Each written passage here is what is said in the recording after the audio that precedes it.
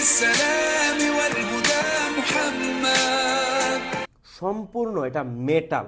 একে আপনি হাতে নিলে মনে হবে আপনি একটা বাটখারা হাতে নিছেন। এটা যখন বিটের সাথে সাথে বেজের সাথে সাথে এটা মুভ করবে, সবাই অবাক হয়েছে যে এত ছোট একটা স্পিকার এত সুন্দর সাউন্ড কিভাবে প্রডিউস করে। ও এক জায়গায় স্টেবল থাকতে পারে না, ওর সাউন্ডের যে পাওয়ার সেটার কারণে।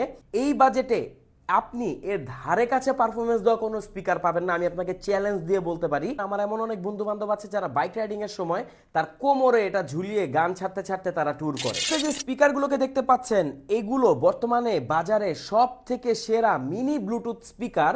ছোট বলে একে কিন্তু নেগলেক্ট করার কোনো সুযোগই নাই, কারণ এটা একদম বড় বড় স্পিকারকে টক্কর দিয়ে দেয় নিঃসন্দেহে সব দিক থেকে, স্পেশালি সাউন্ড পারফরমেন্সের দিক থেকে। এখানে আপনি এর ওভারভিউতে যা দেখতে পাচ্ছেন সম্পূর্ণ এটা মেটাল।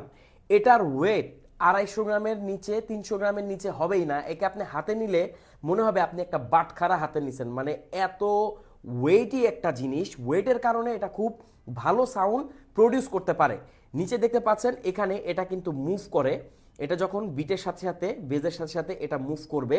আর এই স্পিকারটি এত ভালো সাউন্ড দিতে পারে যা আপনি যদি শোনেন আপনি অবাক হয়ে যাবেন। আমরা এটা যাকে যাকে দেখিয়েছি